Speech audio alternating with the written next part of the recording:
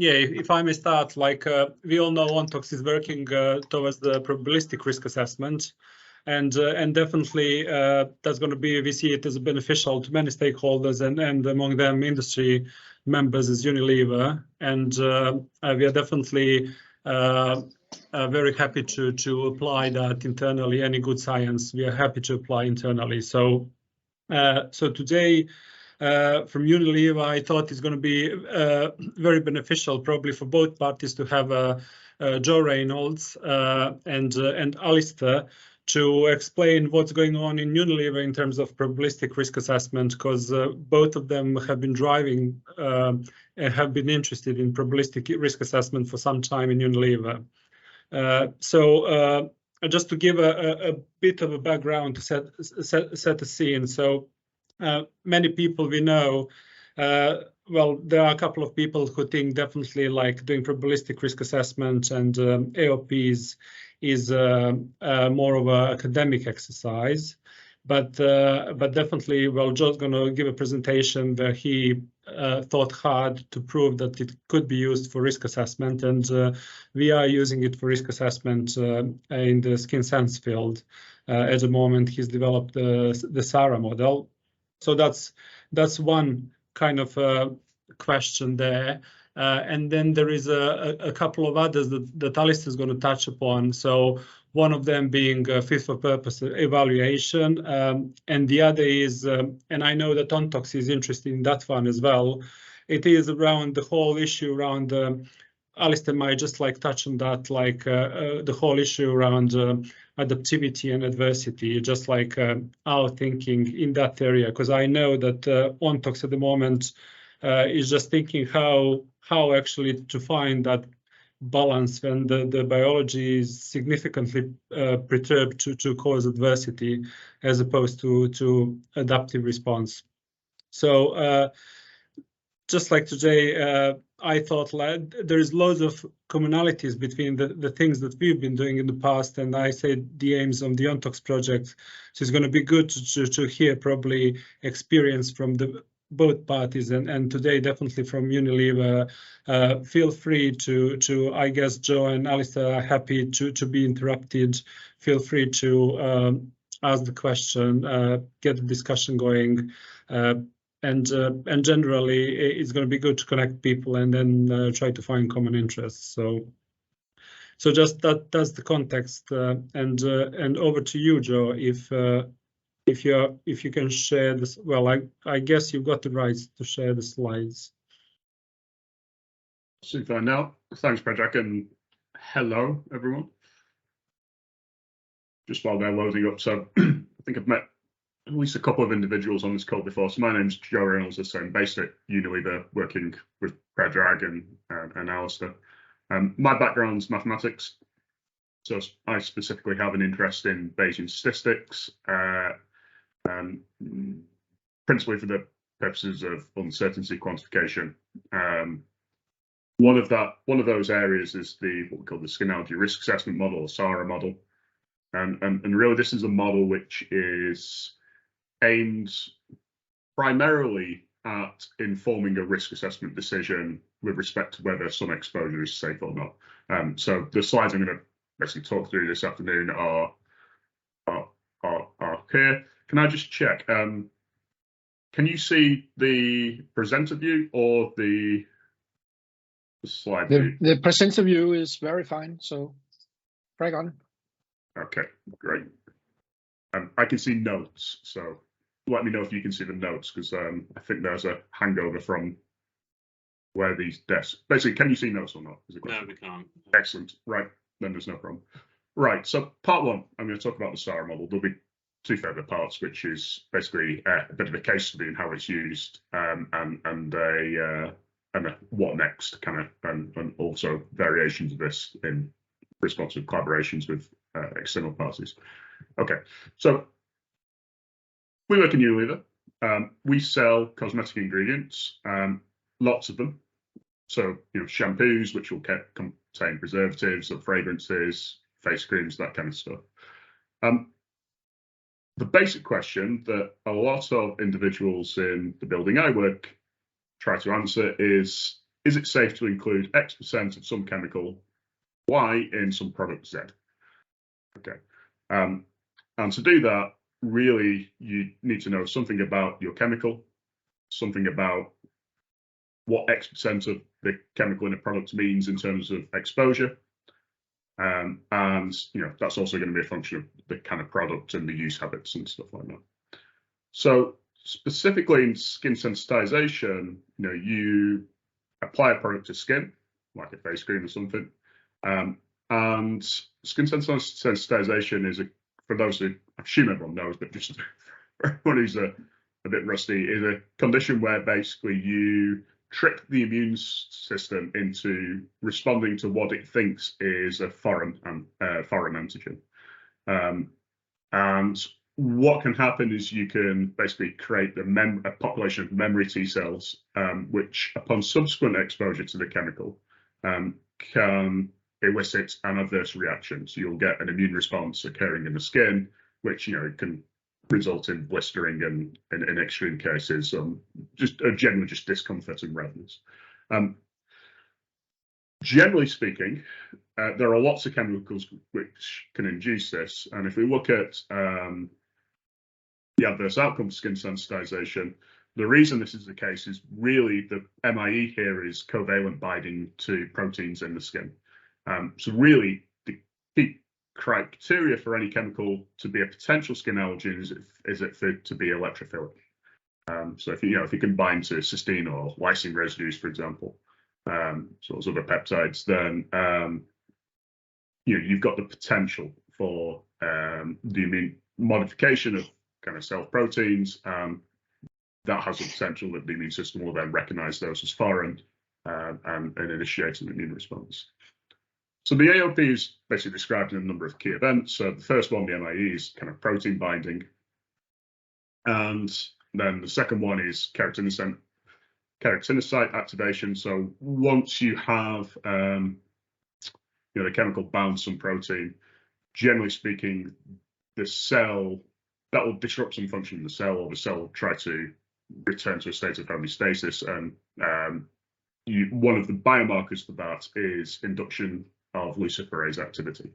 And there's a aligned with this key event is something called the keratinocyte test, which aims to measure that key event. I should say, key event one, there are a number of new approach methodology tests designed to measure whether that event occurs. So the idea, if we take the most famous one, the DPRA, the direct peptide reactivity assay, the idea there is you have some model peptides, cysteine, the lysine peptides, and you look to see whether they bind to your chemical.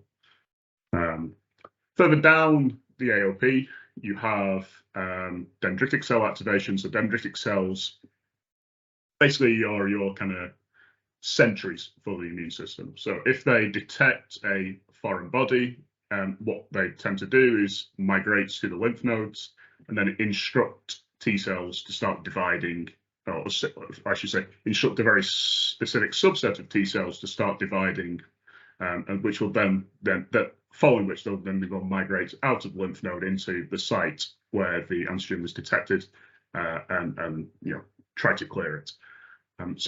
But the key event for you there is really, are you going to be triggering that kind of the sentry-like behavior of your immune system? And then the fourth event, key event 4, is T cell proliferation. It's basically, do your cells start responding in response to some stimulus? And the AOP, the dogma is, if you go through all those steps, you could potentially have skin sensitization. So again, subsequent exposure to the chemical, and it doesn't have to be the same skin site, it could be different skin sites. You may get an immune response kicked off, which can be adverse for the individual. Okay, so that's skin sensitization and the events that lead up to it. What we have developed in Unilever is what we call the skin allergy risk assessment model. So what this model does is it basically takes data from a number of different sources, and it tries to estimate two things. One is a hazard metric. So it's a relative measure of potency of a chemical with respect to how potent it is at inducing skin sensitization. And if we have an exposure scenario in mind, the other output is a risk metric, which is a probability which is defined as the probability that that exposure will be considered low risk if we have the benefit of market experience.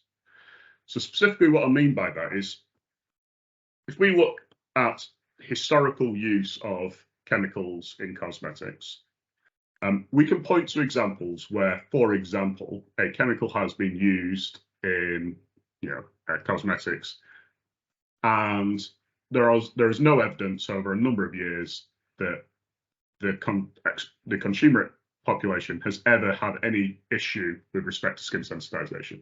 By which I mean, if we look at dermatology clinics, they don't need to test it because no one has ever come in complaining about it. And basically, there's no the product itself, doesn't appear on social media, for example, with people complaining about it. You also have the reverse situation. So you have products where they are associated with induction of skin sensitization. So the latest kind of, and in some cases that can be pinned to a certain chemical. So one of the most famous examples in the recent couple of decades will be one of the isothiazolinone, so something like methyl isothiazolinone. So methyl isothiazolinone was a preservative, and it's still a very common preservative, but at high inclusion levels in face creams, that has been associated with induction of skin sensitization in consumer populations. As evidenced by people going into dermatology clinics, it's been a well-known skin sensitizer in dermatology clinics, and people being able to associate the adverse reactions from exposure to the chemical with the actual use of the product. So, okay, so in a sense, what we're talking about here is you've got some kind of market experience for exposures to certain chemicals. There are other examples. We have more examples of exposures which are considered low risk or exposures considered high risk.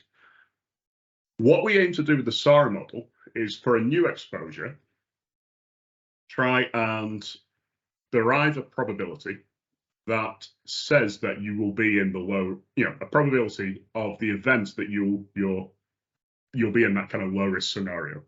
That if a product was to be released to the market with a certain chemical, after a number of years or experience, it wouldn't be a problem. Okay, so the way we do that is to take for the risk metric a number of benchmark kind of chemical exposure scenarios, and we do that for a reasonably large number of chemicals. But excuse me, I'm going to make one apology. I'm suffering a bit of a cold at the moment, so I am struggling to talk for any extended length of time without my throat drying out and coughing. But we'll see how this goes. The SAR model basically tries to estimate this risk metric from any combination of a number of different inputs. So in the first sense, we have historic in vivo data. So this is at the moment limited to two different types. So we have the human repeat insult patch test. So really what this is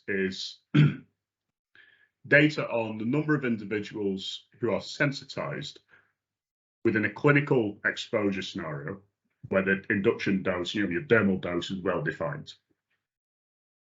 And usually these are kind of tests which are in more recent years done to prove that a certain exposure is safe, in the sense it has a low chance of inducing skin sensitization. Or if we go back, several decades, these kinds of tests were really done to study in a more fundamental blue skies way what skin sensitization was all about. So if you go back to the 60s, for example, these tests were run deliberately to sensitize people to understand the properties of skin sensitization. The other historical in vivo data we have in the SAR model is the local lymph node assay. So this is an animal test, which is whose output is basically a relative measure of potency for a chemical. The idea is you would put a chemical on a mouse, you look for evidence of T cell proliferation in the mouse, and you try to estimate the dose where you get like a 3-fold induction in some metric. And that gives you basically a potency metric with respect to the dermal dose or the percentage of chemical applied to the mouse in some formulation. So that's in historic in vivo data. We also have new approach methodology data, which is aligned with various key events of the skin sensitization AOP. So this includes, for example, the direct peptide reactivity assay, the keratinosens assay, and the H5-nucens assays. So those 3 bullets there in that box are basically assays which are aligned with key events 1, 2, and 3 of the AOP. Of course, I've already mentioned this, but your market exposure data is a database of historic exposure, dermal representative kind of market dermal doses, and a risk classification of 1 or a 0 associated with each of those. And in red there, it's kind of the inputs which are kind of available for control by the business. So the dermal exposure under consideration, obviously that's a direct output from the inclusion level of ingredients in a product. And that's what a risk assessor has the ability to control by feeding back to the business by saying, we think this inclusion level might be too high or too, etc. You need to modify. The condition associated with that is we get the risk metric. Underpinning that risk metric is a relative measure of hazard. And this is basically we define this as the HRIPT dose, which would be required to sensitize 1% of the test population. This is called ED01 in the SAR model. Okay. So this model was, well, there was an early version published in 2019, and then a later version published last year, and the title of the paper is there in the center of the slide. Okay. So underpinning the model, there is a database of all these data types. The numbers here give you an idea of the size of that database. So the HRIPT data, for example, we have that available for 51 of 81 total chemicals in the database. But those 51 chemicals have 143 studies available. So obviously some chemicals have multiple studies available. It's quite a heterogeneous structure in the database. I mean, you can see the numbers for the other data types. In total, you've got, just over 1,200 unique different studies across the various, tests, and there are 81 total chemicals. So I'm just going to get some water, see if that helps. Can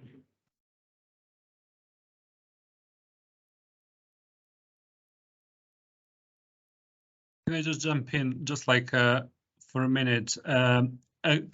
This is just like input data, and I see here a bit of a similarity to OnTox project, because it's gonna it's gonna feed the neural network, whereas here Joe is gonna feed his Bayesian model with different input data. So we're gonna have here in vivo data, in vitro data, similar like OnTox project, and the combination of them. For some chemicals, there's going to be some data missing, so you're going to have in vivo data, for some in vitro data, different permutations of different data from mechanistic assays.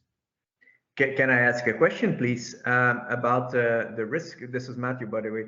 The risk metric.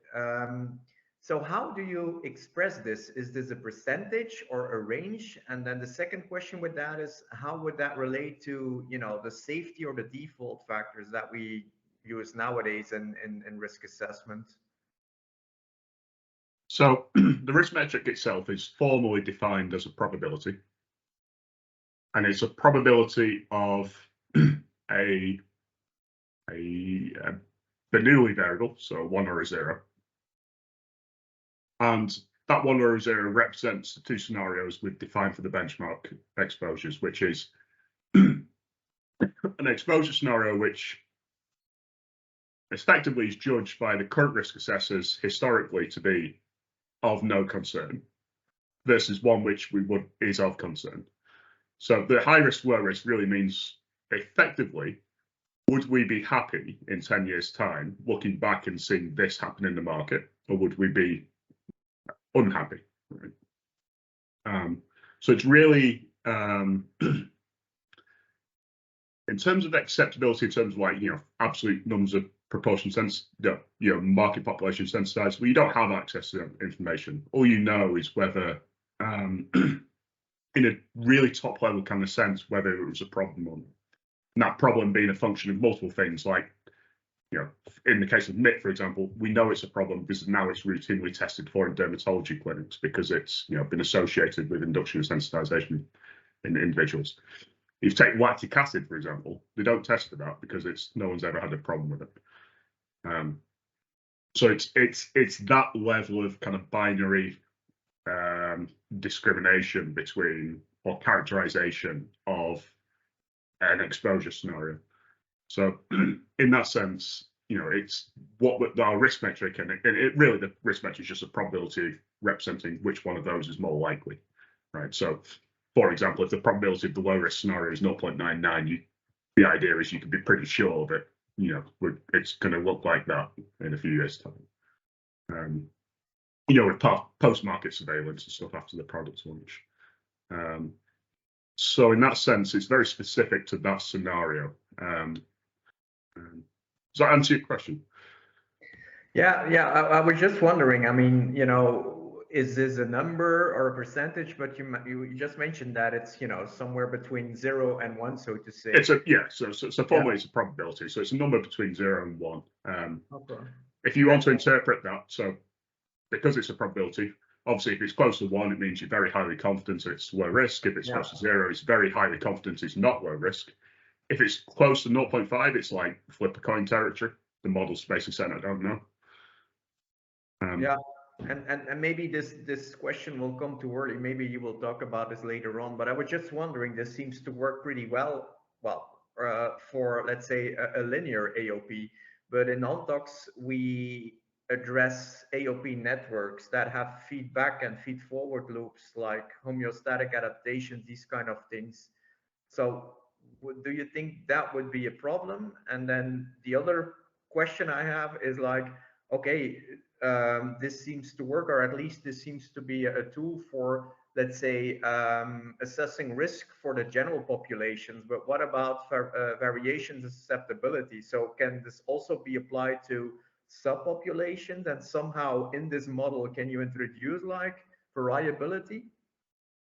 So I'll talk about the differences in populations in one of the later slides, but in terms of subpopulations for the market, because the benchmark classifications are based on basically all potential users of a product, in some sense, you are covering off the subpopulations, because if there was a problem within a subpopulation in one of the benchmark exposures, you probably would have seen it. Now, that's maybe not strictly true in the sense that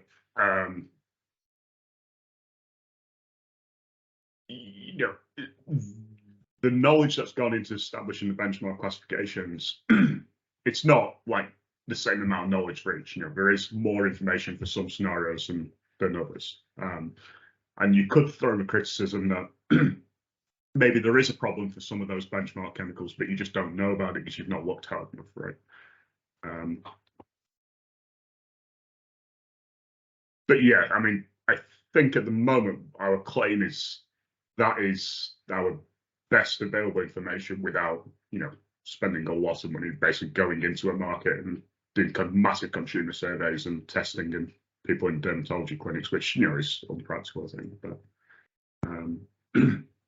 so in that sense, subpopulations will be covered up. But I'll talk about this a little bit more later on, and why we do this rather than say just calculating margin of exposure from, say, the HRIPT potency metric, for example. Right. just a little bit of information about SAR model. So first of all, it's a Bayesian statistical model. What that means is that every single parameter in there is defined as a probability distribution. So any parameter in the model, we try to estimate the uncertainty of it when we train the model on the data. And all that uncertainty is factored into the final risk metric. And every data type in the model, or every observation, if you will, is assumed to be is modeled as a realization of a random variable. Practically, what that means is, for example, if I am using a DPRA value in the model, that model has some structure which is there to represent variability of the DPRA value in that test. Okay, and there is structure which represents the uncertainty in mapping that DPRA value to, for example, your human relevant measure of potency, UD01. So in some sense, what we're trying to do with the model is try to describe, using probability distributions, all the sources of variance and uncertainty between the various tests and the output metrics we're trying to estimate. So there's a question in the chat that's come up about, do the input data have the same weight? No. So they do, in the sense that we don't put a weight on each data type a priori, but the model is effectively trying to regress certain data types, or at least latent variables describing various data types, against each other. Now, the slopes of those regressions and the standard deviations of the residuals in those regressions, they determine how informative each data type is. The model tries to learn that all from the data when you do the fitting. So, for example, I can tell you that the model, for example, thinks the DPRA is more informative than, say, the keratin descent assay for informing potency.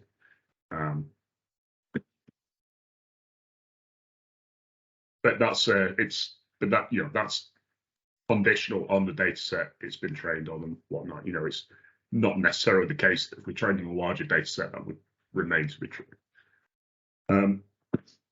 Excuse me. So there's different types of random variables. So there's random variables with observed values. These are your data points or your inputs. You've got latent quantities for each chemical. So latent quantities means basically a variable that we can't observe directly, but is needed as to relate data to some other quantities. So, for example, DD01, the 1% sensitizing dose in HRIPT, you can't observe that. All you observe in the HRIPT is that a given dose, a certain number of people were sensitized. But to get from DD01 to a probability distribution for the number of people sensitized, you need to make some assumptions around the population variability and the slope of your kind of dose response curve, which can be interpreted as like the cumulative density function of the distribution of individual thresholds for sensitization in some respect. For example, if you take the world lymph node assay as well, there's a latent variable there, which is like your expected EC3 in that test. So you measure individual EC3s, but they're modeled as coming from some distribution. And there's a variable in the model to represent like the average of all that across theoretically large population. There are also latent variables specific to each chemical which describe the variability of data in each test. So, got a couple of slides time, you'll see that some chemicals are more variable in the NAMs than others. And so we try to estimate for each chemical how variable it is. And that's a latent variable associated with a particular chemical. And of course, because you need those parameters for every chemical, you end up introducing a lot of variables there. Different types of random variable could chemical agnostic variables. So these will be, for example, regression slopes or standard deviations of residuals for a particular test. And you also have prior distributions. So these are distributions which are assumed, which they're to regularize estimates of parameters. So, for example, biasing scale parameters to be smaller than the total variance of the data, for example. Right. So what kind of uncertainties and variabilities do we actually model in there? So I don't think this. Sorry, there's a question which I'm gonna. Do you want to ask that? Just give me 30 seconds, kind of not talking, just my throat. Do you want to ask that question out loud? Hi, John. Joe, sorry. I was just wondering whether I was looking over the paper recently published in Regulatory Toxicology and Pharmacology on SARA, but I was not finding any implementation of the model available in the public domain for reproducibility purposes. Is such a model available for review and implementation or building upon? There will be, but it's not ready yet. Okay. I'll go over this in the last slide, but effectively we're working with NICE-ETM to make a version of this model available. But at the same time, that model is going through an evaluation by an OECD working group, basically to try and get it accepted as a defined approach. Okay, there's some caveats which I'll cover in the last slide, but yeah, we'll get to that. Right, so in terms of modeled uncertainties and variabilities, so this is not exhaustive list, but these are the major ones. So you've got sampling variance in HRIPT subjects. So that's assumed we model that using a binomial distribution. You've got population variance in individual thresholds of sensitization in HRIPT, and that has, a certain assumption around what that shape looks like. You've got chemical specific variance in EC3s, and similarly chemical specific variance in all the NAM inputs. So your depletion of your peptide in the DPRA, that varies by chemical, how variable that is. So that kind of variability is modeled at a chemical level. Correlations between the LLNA and the NAM inputs and the ED01, the uncertainty in those relationships is modeled explicitly. And particularly when we're doing those kind of multiple regressions, we've got a correlation structure which describes the errors in those regressions, describes a correlation in the errors in those regressions. So by which I mean, for example, if the H-flat and the USENs are what we call me-2 assays, they're both basically two assays which are giving you very similar outputs. Turns out that if one of those tends to give you an output which is kind of underestimating chemical potency, the other ones are likely to do it too.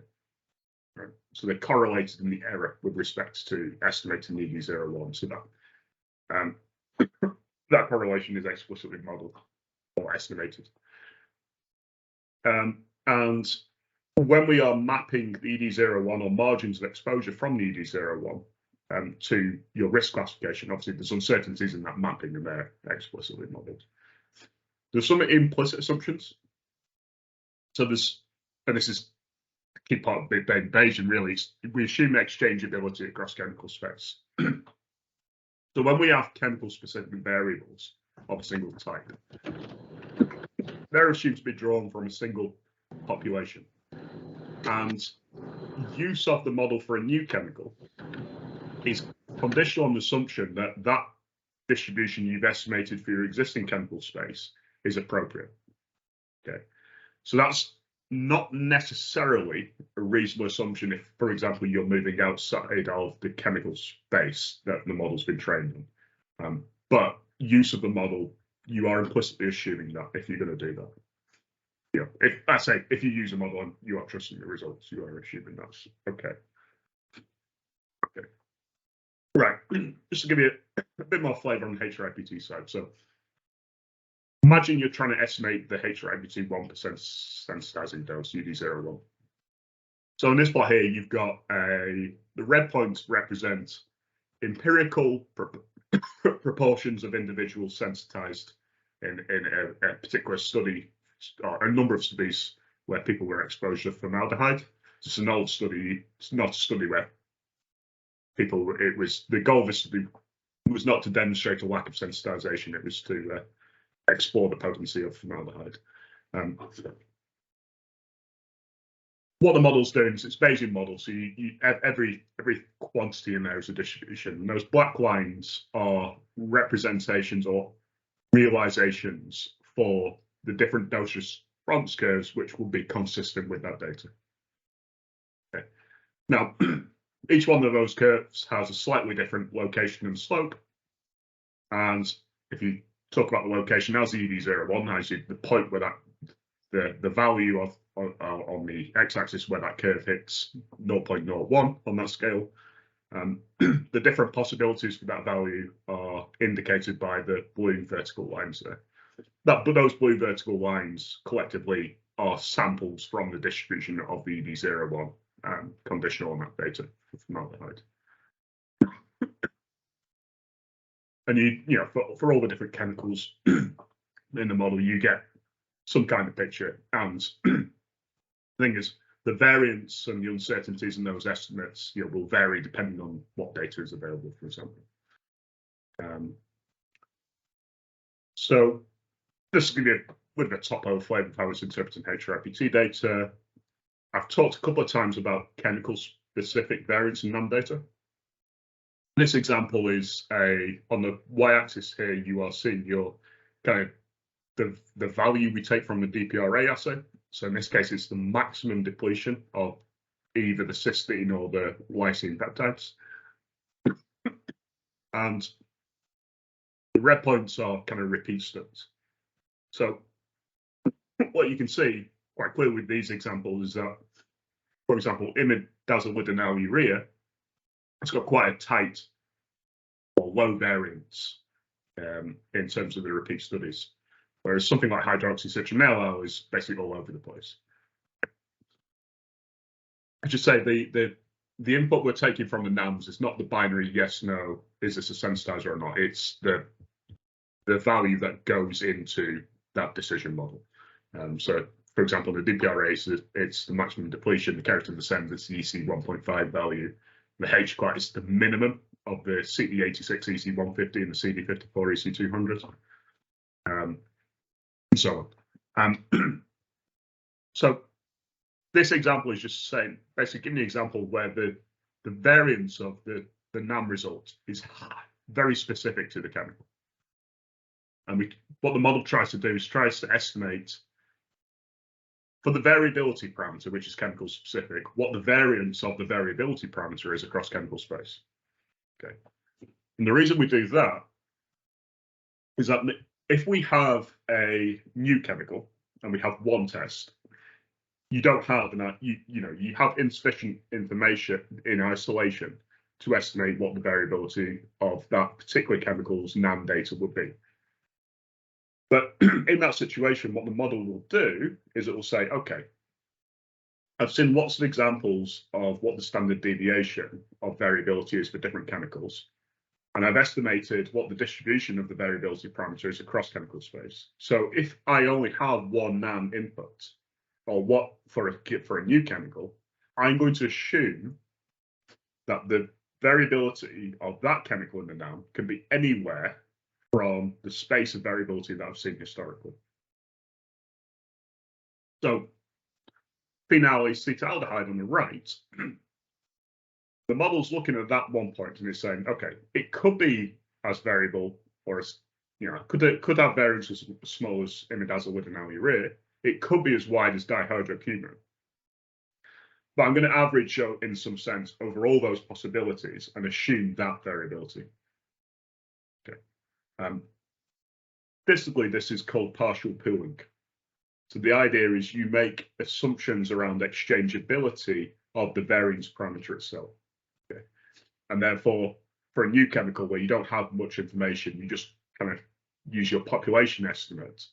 And then if you do have additional information for your specific chemical, that will then tend to kind of overrule the population estimate. You'll get a much more chemical specific estimate. And we do this kind of partial pooling, which is really it's a way to regularize the estimates when you have limited data for certain quantities. That is used a lot within the SAR model. So certainly for every type of variability parameter in there, it is partially pooled in the SAR model. For example, you effectively it applies what's called shrinkage to make sure that you don't have these too wide a range in the variability estimates. If people want to know more about this, I can provide references or talk about more, but really it's just a statistical technique to make sure that this model, which has lots of variables, isn't going to overfit to the data, especially when for some chemicals which might be data poor, for example. Okay, so the model describes variability of results at the data level, but then if we go up a level in the model, what it then tries to do is try to regress the latent parameters describing the average result for each kind of chemical in each test against each other. So there's some examples here. There's 6 latent types of latent variable. So there's like 6 choose 5, 30 different pairs I could show here, but I've just picked 4 out as representative. Top left, you're looking at the ED01, or rather the base 10 logarithm of the ED01 against the expected DPRA predictor. And what the model finds is that once you consider, but conditional on all the variability in those tests, right, it can find this kind of relationship between the ED01 and depletion of DPRA. And that relationship is obviously, in this case, it's assumed to be linear. I should say that linearity, certainly for the DPRA result, is a function of a data transformation. So we would do like a logistic transformation of the data before we get to this point, such that it is reasonable to assume linearity. But depending on which 2 pairs of data types you are talking about, the relationships will either be stronger or weaker, for example. So, for example, in the bottom left plot is a good example. So this is really the correlation between the expected H-clock predictor and the expected U-sounds predictor. Now, I said before these 2 are me-too assays, so they tend to be highly correlated with each other. Makes sense, right? If they're both trying to measure the same thing in the AOP, you'd expect the results to be, more similar than, say, with a keratin But so that tends to be the case. And in the bottom right picture, you've got one of the weaker relationships in the model, which is like the ED01 against the H-clock, for example. So the model tries to work out the strengths of all these associations. So why are we doing all that? So the first thing you do all that is ultimately you're trying to estimate the ED01. So this is a relative measure of potency, defined as the 1% HRIPT sensitizing dose. Now, for the 81 chemicals in the database, you've got a very heterogeneous data structure. So some chemicals have loads of HRIPT data, loads of NAM data. You can estimate the ED01 for those very precisely. Some chemicals are in there literally because they have lots of, say, keratin values, because they were in a validation study, for example. They're sparse on all the other data types. They're in there because they're useful for estimating the variability parameters related to, like keratin variability in that example. But the estimates of the ED01 will be more uncertain. I should say these black lines are representations of the distribution of ED01 for each chemical. Effectively, the long line represents a centered 95% interval. The thicker line is a centered 50% interval, and the dot is the median, and they're just ranked by the median. And you can see, across the 81 chemicals in the model, you've got this reasonable variation in potency. So the most potent thing in this database, the model thinks, is MCIMI. That's a preservative that has been in lots of stuff. And then right at the other end, you've got something like propylene glycol, which for all intents and purposes, that ED01 is so large it would be considered a non-sensitizer. Okay, so you can rank, so you get this kind of probabilistic estimate of potency, represented by a distribution of different potency values, which will be compatible with all the modeling assumptions and the data you've estimated it from. Is that useful on its own? I would say directly no. So one of the reasons for this is, well, I've said ED01, but it's really an arbitrary metric of sensitizer potency. So I could have easily chosen, say, ED05, the 5% sensitizing dose, or ED001, so 0.1% sensitizing dose. And I've got no good reason for picking 1% versus anything else.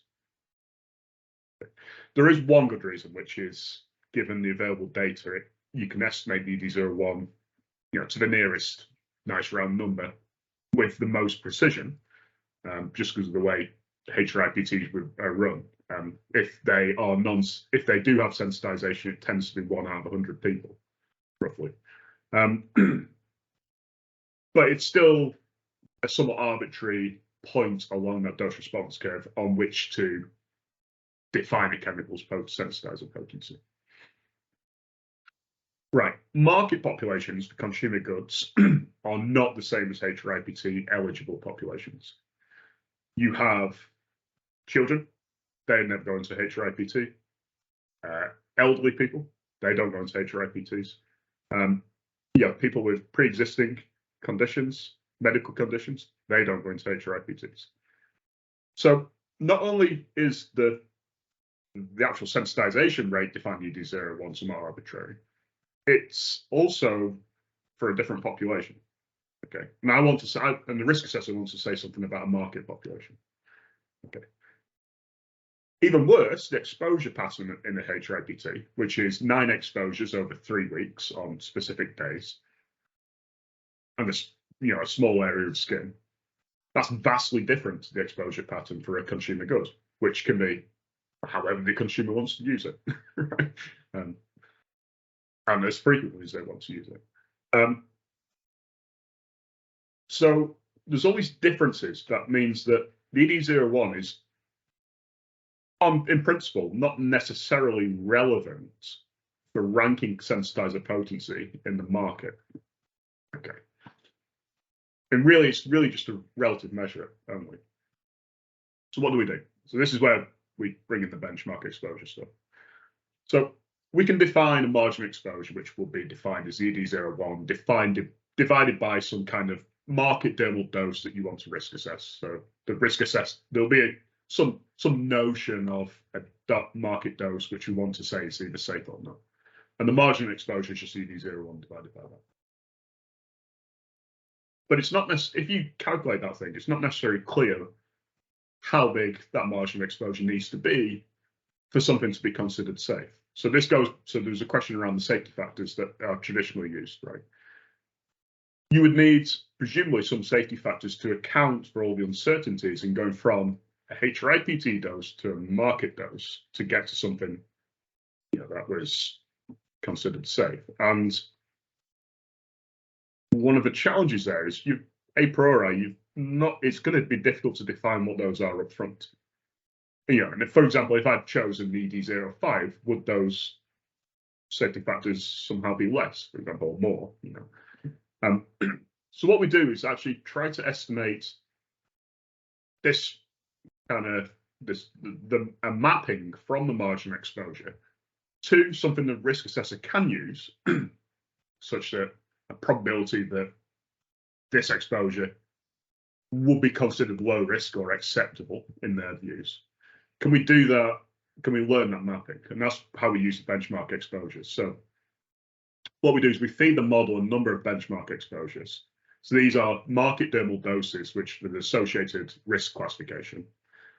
And there's a component of the model which tries to describe the probability, the relationship in probability terms between the MOE and the actual risk classification.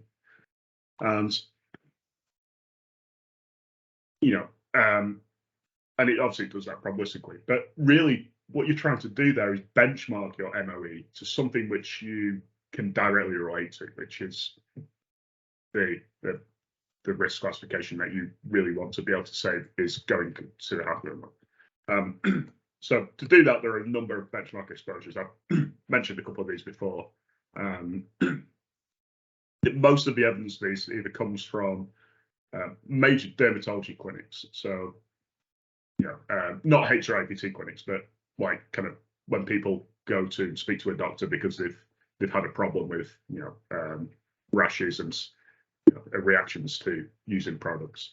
So the MIs, the ISFI is all known to the really famous example where there's lots of information because they were a big problem, and Unilever basically tried to move out of using those as preservatives as a response to the feedback from dermatology clinics and whatnot.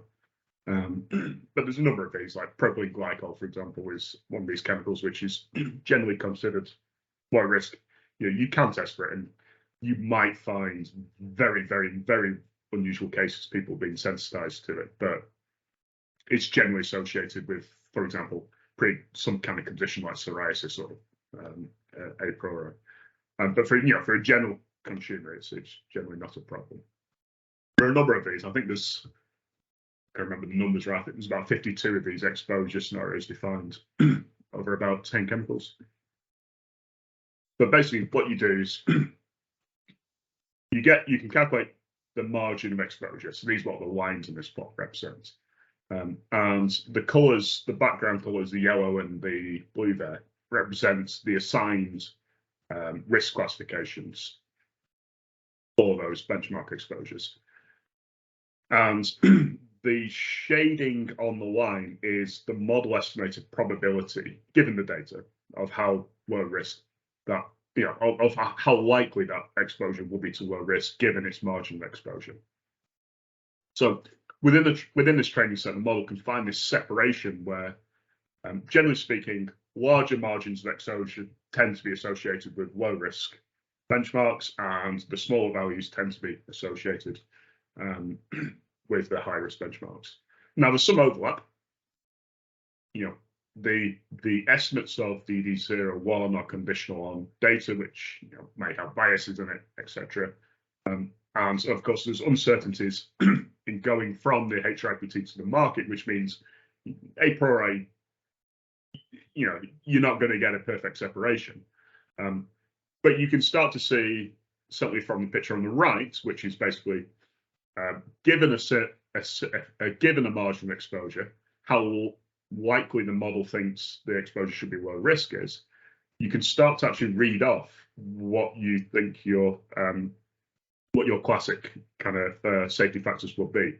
So, for example, if you wanted a probability of low risk to be 0.95, what 19 in 20 chance, you can read across on that graph. It looks like it's somewhere around 2000, for example.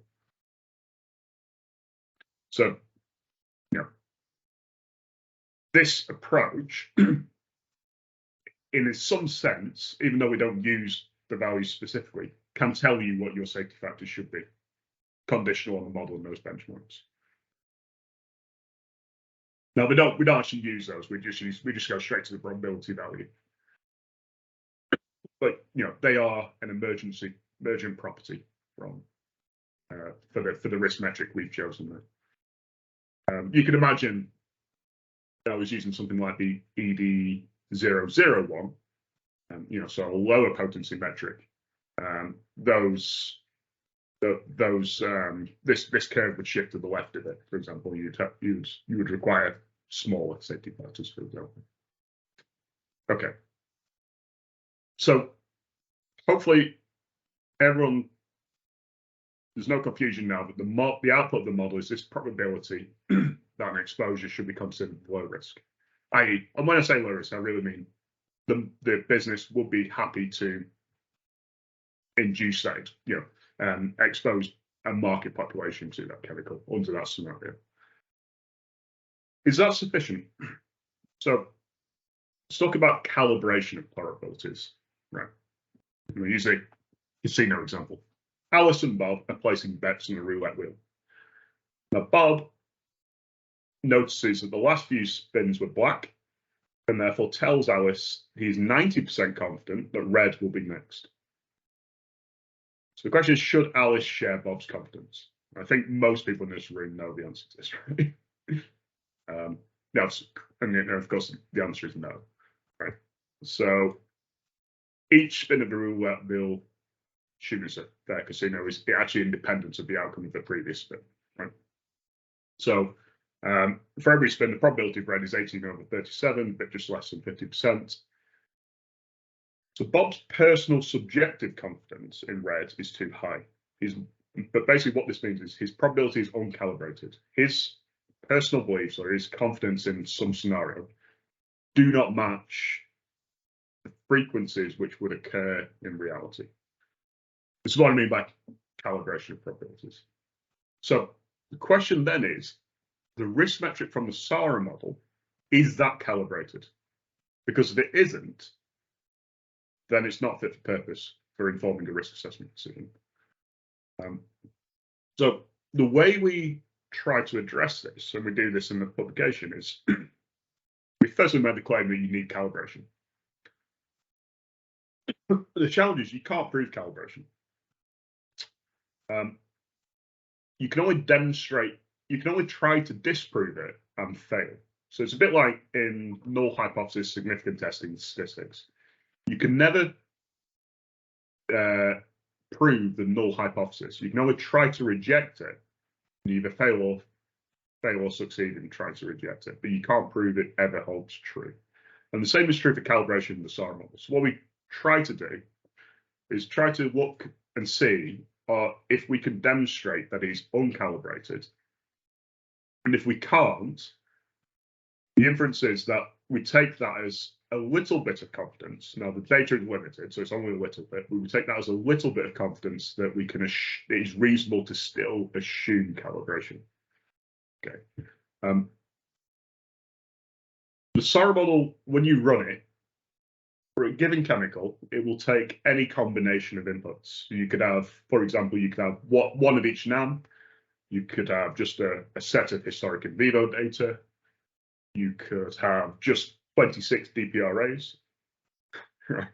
It will take it. You'll be able to generate a prediction using any amount of repeat or data. What we want to show with the calibration is that the inputs don't matter. So when we go through this process of trying to disprove calibration and hoping that we'll fail, we do this for different combinations of inputs for each of the chemicals with the benchmark exposure. So combination one is we just make a prediction using any and all available historic in vivo data. So basically just the HRIPT and the local lymph node assay. The second scenario is just using the NAM data. And the third scenario is using all of that together. Okay. And of course, different data will mean the risk metric will differ. But what we try to show is that even though the risk metric is different, if, for example, the risk is coming out, conditional on the risk coming out, say probability 0.5, you'd expect the model to be getting the right classification, risk classification around 0.5 at the time. Okay. But the data is limited, so there's going to be variance in that due to sampling, just pure sampling variation. There aren't that many benchmark chemicals there. What you'll see in these plots is the grey region represents the acceptable range of the black region, conditional on it being calibrated. This black curve, the fact that it falls inside the grey range on each plot, this is discrete, so it's less than equal, so it can be on the edge. The fact that it falls inside the range tells us that there's no reason with the current set of benchmarks to assume calibration does not hold. Okay. Now, next steps are obviously to test it with more and stuff. But at the moment, we try to disprove calibration, but the calibration we see in terms of empirical frequencies of getting the right risk classification is consistent with the actual probability value itself. Okay, so that's my kind of final claim on the kind of, that's where it kind of ends the paper on terms of introducing the actual SARA model and its concepts and why we think it's fit for purpose.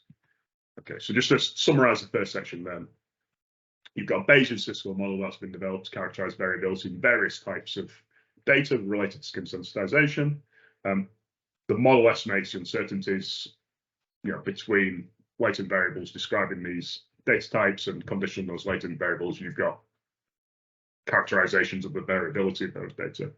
And importantly, that model is not just estimating hazard, it's trying to have a calibrated measure of risk associated with and market exposure. Okay, so what's next? Part 2. So there's a general. So in the paper I think that was shared with this group, there was a paper that basically uses the model with 3 different cases. So I'm just going to very quickly go through the general one. So I think this was a paper that was shared based on a discussion with Predrag. And so just say there was 3 papers that were published relatively close to each other. The first one that I've just been talking about was basically the model and more of a technical evaluation of it.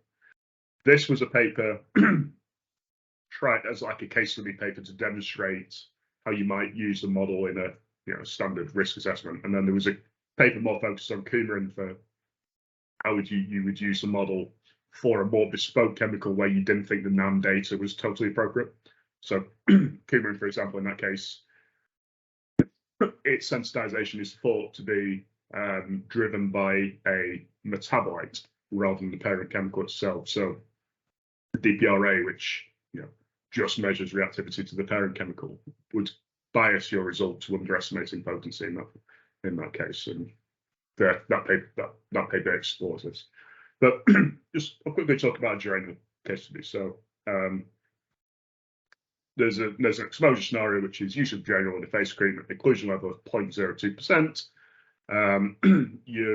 The business is there's some dermal dose that we want to risk assess, and that dose is estimated as the 90th percentile of consuming these face cream products. And that's how you get to that is basically just following the SCCS notes of guidance. Gets you to a dermal dose of around 0.5 micrograms per centimeter squared. So we've got some value which we want to make a claim of if this was a typical market exposure, would we consider that safe or not? So you've got a range of data for geraniol. We got DPRA, which is negative, a very little depletion, positive keratin sense and HCLAT, and a positive positive USENS with potency metric or at least concentration values representing the dose response in those around 100 micromolar or micrograms per mil range.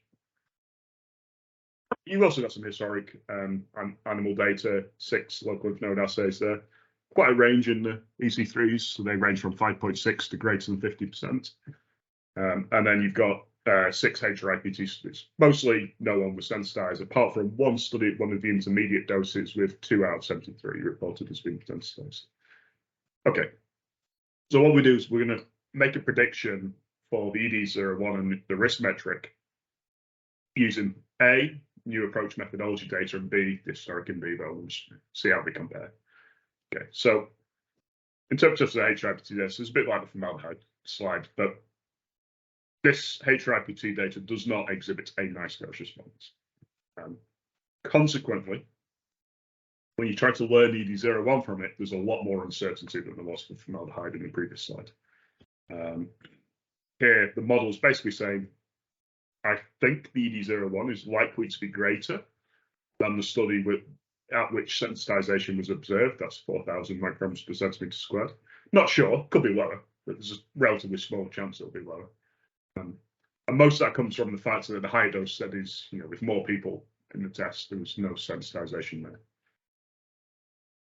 So that's how the model's interpreting that data.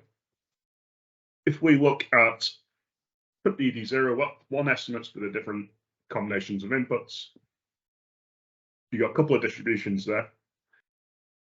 They're ranking in the bottom half of the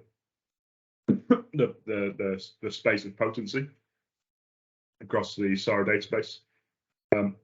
Unsurprisingly, if you estimate ED01 with just the NAM data, that is more uncertain than if you try to estimate the ED01 given 6 HRIPT studies.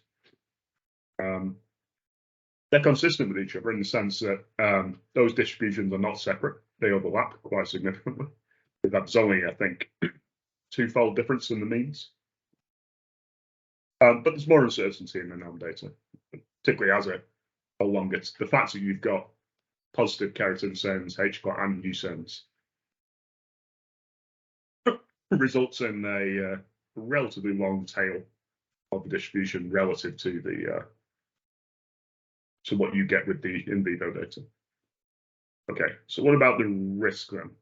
So turns out for that particular exposure scenario, we use the historical in vivo data. It's very certain, very confident that that exposure would be considered low risk. So the P-Y risk turns out to be about 0.99 in this example. It's not quite as sure with the NAM, but it's still high. So it's 0.95. So this will be a scenario that a SEAC risk assessor will probably be willing to place a bets on that. Yeah, we can consider this exposure safe. Yeah, obviously in a real risk assessment, this value would not be like the one defining thing. There would be considerations around the predictive chemistry and all sorts of other considerations as well. Could you do any kind of post-market surveillance to kind of manage any residual risks? But effectively, the models basically for both scenarios in this case is saying, yeah, you can be confident this exposure will be low risk with a reasonably high level of confidence. Now, there's more uncertainty conditional on the NAM data. You know, we don't, which, you know, but bear in mind, we're estimating our potency metric here is ED01. We actually have HRIPT data in the historical in vivo, so you'd expect more uncertainty in this case. But yeah, you can see that roughly speaking, in terms of the risk assessment decision, both sets of data would lead to the same conclusion in this case. All right, so that's just give you a flavour of you know, what the risk metric would actually look like for a some hypothetical scenario. Right, part 3 is basically just kind of where we're going next with it. This is quick, so I promise it's quick, it's just 2 slides. So firstly, we're working with NICETM. We are developing a version of the SARA model called SARA ICE, and really this is a significant upgrade in some respects, but then it's also a downgrade in some others. So really, the ICE database has been used to train this database. That quite considerably expands the chemical space underpinning the model. So the Unilever version that we published last year has 81 chemicals in the training set. This new model will have over 400.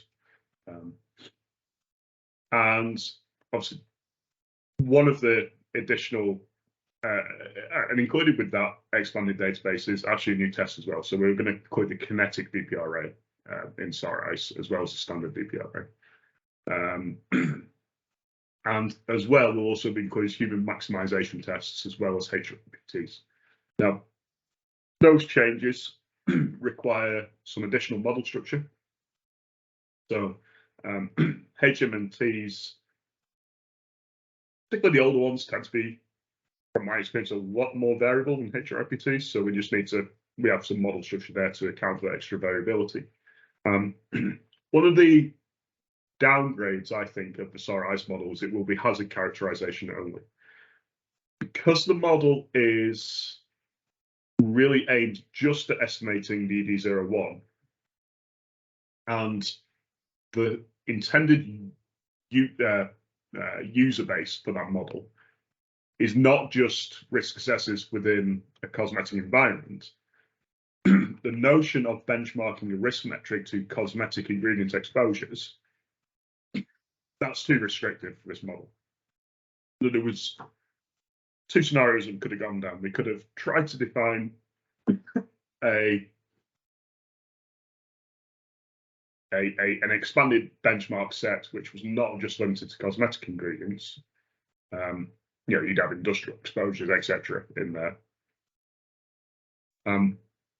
But the decision was that NICETM don't want to dictate to users of the model how to do the risk assessments. They just want hazard estimation only. So that component of the model has been dropped from SARICE. But you do have a new component, which isn't in Unilever, is that model will also allow estimation of GSH categories.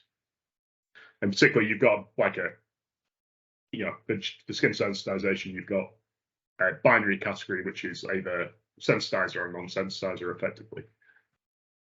And then given sensitizer subcategories of 1A and 1B representing kind of two potency classes, the model would give you probabilities of being in each of those classes. So the SARICE model would give you those. So that's something new.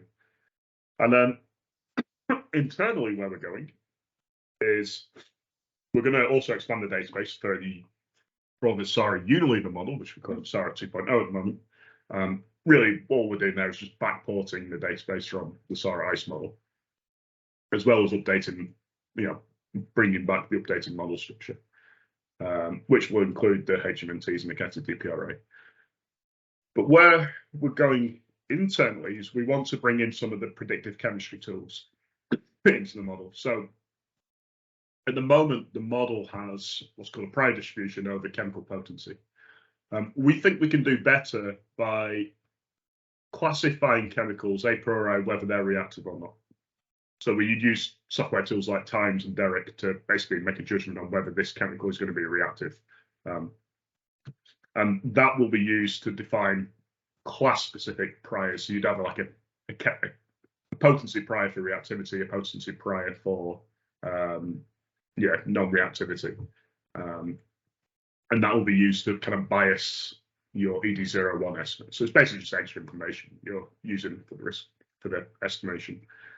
In some sense, those classes will be similar to how the dermal sensitization thresholds, the DST, have been defined. If anybody's familiar with these, if they're not, then just forget what I've just said. But so basically, we want to include reactivity information in the new model. We also want to do sensitizer non-sensitizer estimation, and we also want to expand the set of benchmark exposures. As I've mentioned, they're quite limited at the moment, so we do want to get more things to evaluate against in that set. All right, and that's it. So that's all I'm going to talk about. So obviously, there's some acknowledgements of the large team behind the model in Unilever. And although not on this slide, acknowledgements for Nice Eaton. It's been great working with them. Thanks, Joe. Really appreciate that you did the presentation in like hour and 15 minutes with a cough. Really appreciate it. I'm dying. So do we have any final questions for Joe before we just briefly move to Alistair? Yeah, there is Thomas. Yeah, go on, Thomas. Yeah, just a few comments. I mean, unfortunately, we don't have much time for discussions because there would be a lot to be said. Yeah. I think it's important to understand that all the things in OnTox which led us to probabilistic risk assessment have very similar origins to yours in our work on skin sensitization, because we simply started very similar with Jana Jaworska's work on probabilistic risk assessment for skin sensitization. In 2015, we optimized the potency prediction of hers with hidden Markov chains and replacing times with a free opportunity, which is a feature elimination, which then also did stand cross-validation, which the previous models had not done. And this was very much a starting point for our predictive toxicology tools, because our efforts to make skin sensitization data available out of making REACH registrations machine readable and all of what followed to predict skin sensitization came out of this work. Yeah. So there's a lot, I think, of similarity. OnTox is really bringing a lot of these things on speed, because it is combining the probabilistic risk approach in essence with an AI approach. So it is feeding data in a completely different scale. into it, and it is also expanding the number of inputs, in essence transfer learning, which is taking place from the handful of nums and in vivo data to really many more properties which we are using in order to predict our outcomes. So while we are not working on skin sensitization, this is still, I think, a very generalized approach, which is making use of the current explosion in AI tools. And I think we would have a lot to tell how we are progressing here. In particular, we are planning to have a workshop in 4th to 6th of July in Italy on one of the questions which you raised in the very beginning, which is how can we translate a perturbation of biology into a probability of risk? And I think it would be very helpful if somebody from your team would join us here, as you have been exploring this idea, obviously, in this area of skin sensitization more widely.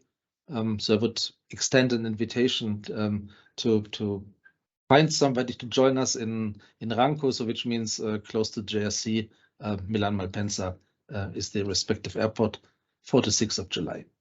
So this was my very condensed spiel, but I would have loved to talk with you about some of the details for an extended period of time. I'm happy to. Let's do it. Good, yeah, definitely something to consider, Joe and Alistair. And when I was looking at when I started looking at the Untox project and this work with Joe, there are loads of common grounds, I guess. The methodology is different, neural network as opposed to Bayesian probability model, Bayesian models, but the inputs and the data used are very similar. Well, at least to me. I mean, you have to see this historically. We started with the Bayesian network, and we are still exploring Bayesian options in our work. But then we were first tackling the problem of too few input data because everything is so inbred around the KGB data, Kimber, Basket, Gerberic, which all of these models have essentially been working on. And then we suddenly found that the structure-activity relationships alone, machine learning approaches, were incredibly good for skin sensitization. So in 2016, we saw that just a k-nearest neighbor n is one approach got us into essentially 90% accuracy ranges if we had sufficiently close partners. Yeah, and for this reason, we really followed up then for many endpoints, including skin sensitization, predictive toxicity approaches, which were first of all just structure-based. But we now in Ontox come back to the biological input data, the in vitro data, as very similar to what was done for skin sensitization.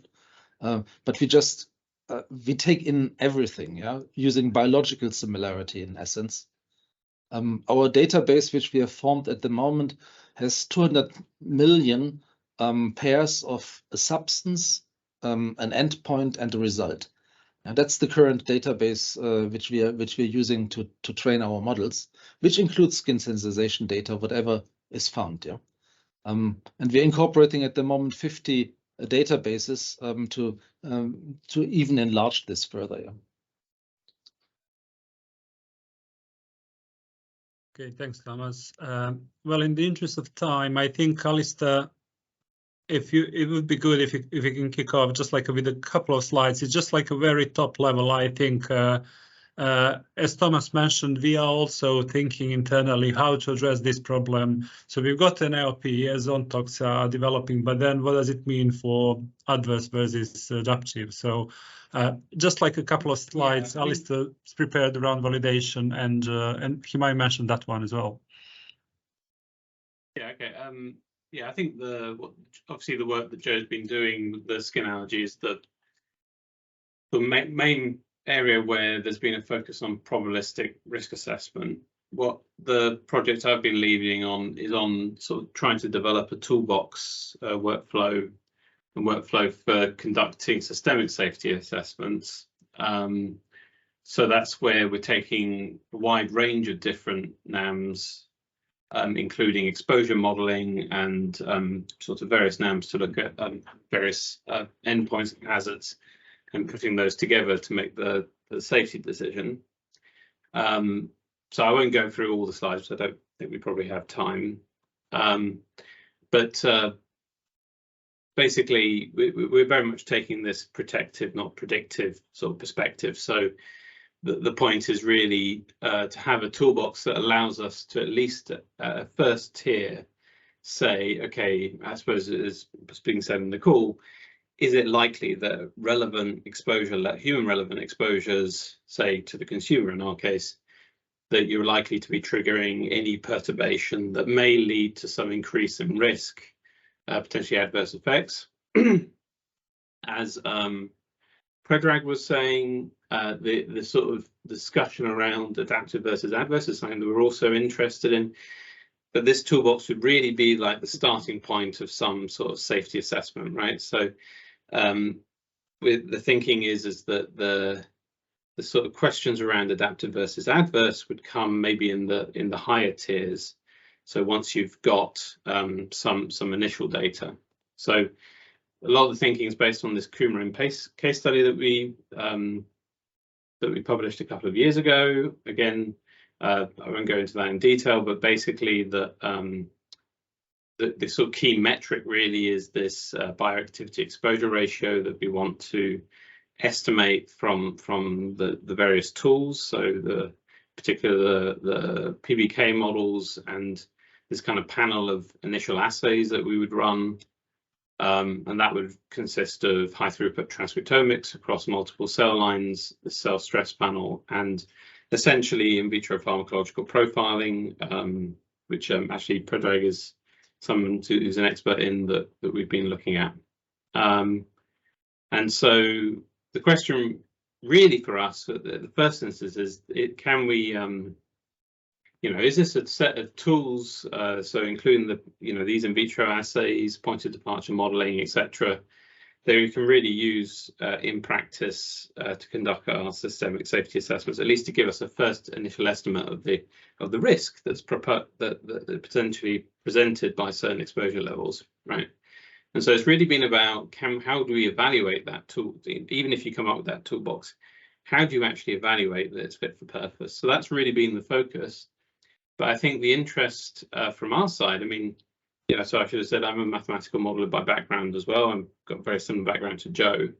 And I think both of us are very interested in the idea of coming out with a probabilistic approach to quantifying that risk, right? So while the initial focus has been on developing a toolbox and a data set that allows us to evaluate how well that approach works. Let's move on to the next slide. There's various questions around the biological coverage of the assays that you've got and how you actually quantify the internal exposure estimates and the accuracy of these. So there's all sorts of challenges that come with this approach. But I suppose the main thing is that our way to evaluate this toolbox is to use essentially benchmarking. I think very similar to actually what Joe's been doing the skin allergy project, where the key thing is that yes, we've got lots of test chemicals, and we decide what the sort of benchmark exposure scenarios are. So the idea is you build up a database similar with the skin allergy, but the point is that you get risk assessors to use traditional approaches to basically assign the category of these benchmark exposures based on whether or not it's high or low risk, and that's according to traditional approaches. So in the case of systemic safety, and again, just to emphasize, this is in the context of consumer goods risk assessment, what's high and low risk. So there'll be lots of chemicals at given exposure scenarios which are used in foods and cosmetics, which are considered to be low risk. Equally, there'll be ones, again, potentially drugs, for example, that are used at therapeutic doses that lead to side effects or maybe severe adverse effects that are not desirable from a consumer goods perspective again, or potentially even just poisoning cases of things that we, caffeine being a good example of poisoning with caffeine, for example, if somebody takes too much. So you've got these chemical exposure scenarios, which you can categorize already as low and high risk, which would be your benchmarking data. You basically decide what those are first, and then you run the models as you would in a normal de novo case study, generating the exposures using the PBK models, the in vitro cell assays, applying those and generating the PODs.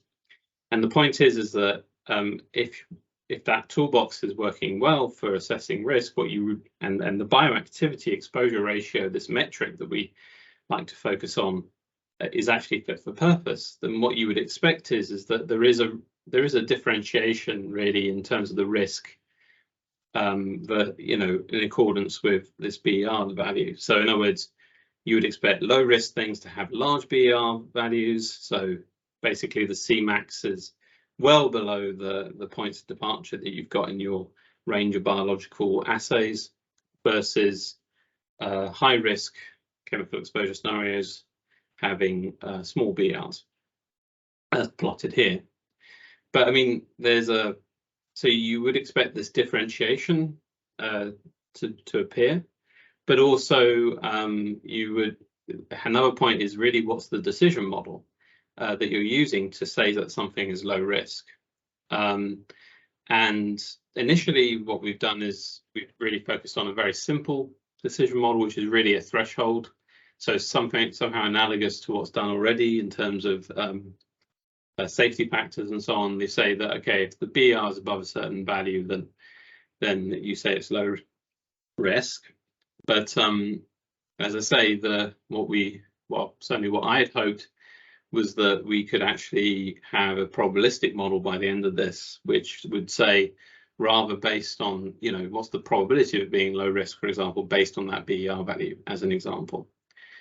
I'll skip ahead a bit more. So we've done an initial pilot study, which we published last year. It's in Toxicological Sciences, based on 11 chemicals and 25 different exposure scenarios. Generated all the data, and as I described, Joe has actually done some work on quantifying the error in the PBK estimates using a Bayesian statistical model again. Basically, from that you get a distribution, probability distribution, which indicates what's the credible range for the true Cmax estimate, depending on how your PBK model had been parameterized. So if it is based on in silico predictions, you'd get a larger credible range than if you had, for example, some clinical data available.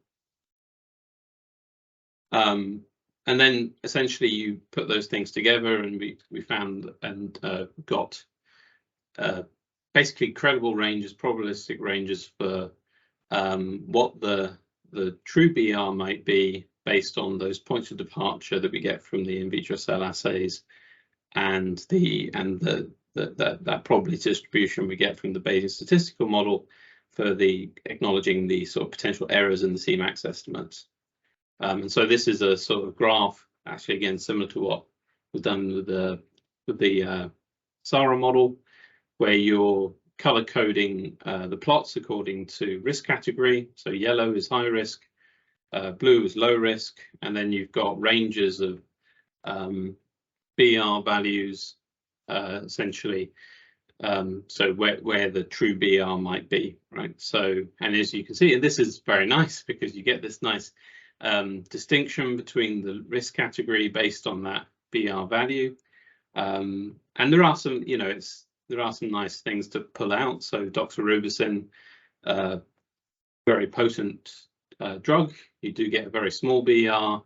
You've got other ones like, for example, hexaresorcinol, which is used as a throat lozenge, and at those exposure levels, your BER is sort of straddling this BER equals 1 line. And I think that reflecting the likely fact that that particular substance at that exposure is meant to be biologically active, and so you would expect a BER value to be around 1 to reflect that. And again, this is an example of where, to pull that apart further, you would do higher tier testing to try and work out what are the key AOPs or whatever, what are the key drivers for that bioactivity, and then think about the adaptive versus adverse.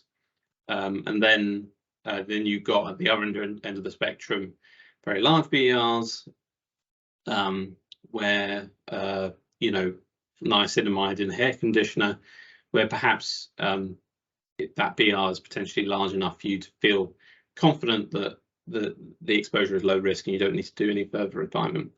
And I will also add that there's one here, you should see it.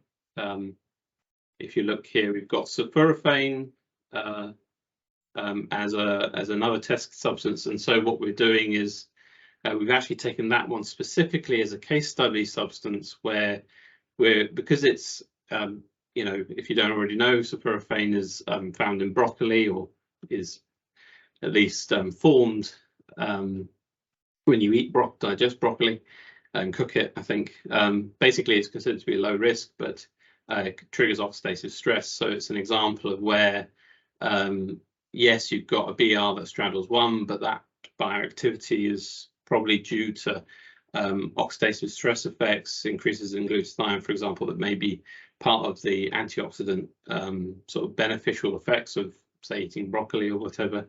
So we're trying to, we're doing a case study specifically around that, going to higher tier tools, considering the time-dependent changes that you get in the cell assays, working with, for example, some of the data that we've generated together with Bob Vanderwater on that, using his live cell imaging assays. So going to more detail, starting with this toolbox and then driving down into higher tier tools. So that's ongoing. And then finally, so in the paper that we published, basically based on that probabilistic model that Joe developed, we were able to sort of identify a BAR threshold above which there was at least a 97% probability, for example, when you got your PBK model, in this case parameterized using in vitro data, the true BR was above 1, so that's what the blue shaded region is. And what we would say is that, you know, if you think your BR is above 1, then you call it low risk. So anything in this blue shaded region, according to that decision model, would be low risk. And then you compare that to the sort of the benchmarking data that we talked about earlier, and what you see is quite nicely that everything that is identified is all these are correctly identified as low risk, right? So there's no, the main issue would be that you would worry about is if you found, say, a high risk chemical exposure scenario being identified as low risk according to that decision model, right? So that would be the point when you might have some concern. And then, you know, you do see this nice discrimination between the risk categories. However, I have to say and stress that this was a pilot study. It's a very small set of chemicals. It's also, I mean, it's not really a true representation of what you'd really get if you looked at a wider chemical space, right? So essentially, we don't expect that you would get this kind of level of discrimination, and we don't expect it would be this nice if you extend the range of chemicals that you're looking at. So what we've been doing more recently is generating data using this toolbox. At least in the systemic space, there's 40 chemicals, and I think if we're also looking at specifically DART, where I think there's an additional 20 or something chemicals. It says that roughly 100 exposure scenarios. I think it's closer to 70, and again a mixture of these low risk and high risk. And these were actually selected, the risk category, and then think the chemicals. So these benchmark chemical exposure scenarios were selected using a semi-randomized approach.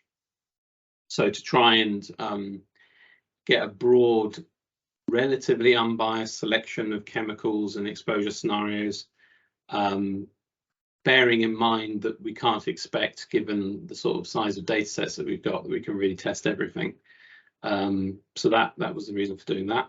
And the idea of this is really just to go around this loop of having an iterative approach, where we do expect there to be gaps, but nonetheless we would try and look then to learn from that and then improve the overall approach. But again, and we're also working with the US EPA on generating more data for this using transcriptomics and phenotypic profiling across 10 cell lines.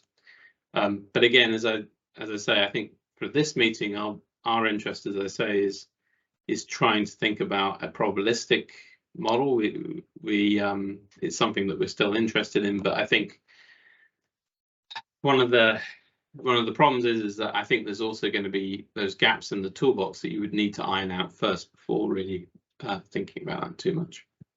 So it's not probabilistic risk assessment at the moment, but I think in the long term that's the direction we want to go.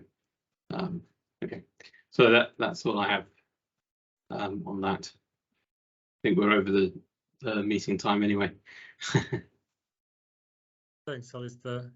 Erwin, do you want to go ahead with the question, and we probably need to wrap it up very soon.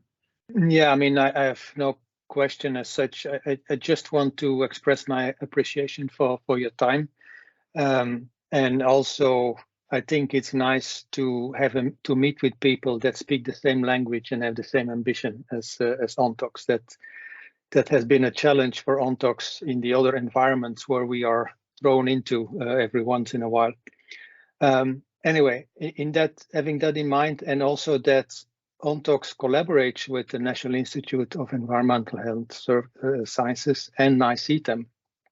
We actually have some subgroups where both sites are represented to, let's say, to improve each other's work and tools. And you are as well working with them. If you agree, and if our friends on the other side of the ocean agree, I would maybe suggest that we join forces and make a more solid block of experts that work towards probabilistic risk assessment. And then, of course, I would also extend the invitation that Thomas already made beyond the Renko workshop in July to tighten the interactions between Unilever and ONTOX around this probabilistic risk assessment, and really exchange progress, challenges, solutions to issues that we run into on both sides. And I don't know, I just appreciate your time and the presentations, in spite of being sick and struggling through it. But maybe I assume that you have to go back to Unilever and put this proposal on the table and see how this can be performed in practice. So anyway, thank you for your time. Thanks, very much appreciated. We are definitely open to collaborate, and we'll get back to you on this one. Yeah, but thank you for your feedback. Yeah, I mean, and we also have to talk with our friends on the other side to see if they agree that we expand the collaboration with an additional partner. But I don't think, knowing Nicole, I don't think it will be a big issue. She's always open for avoiding duplications. So. I think it was now a good first step, but it was one directional. Yeah, I think of course. We probably need to set something up where we share with you where our things are developing and what the recent achievements were. Yeah.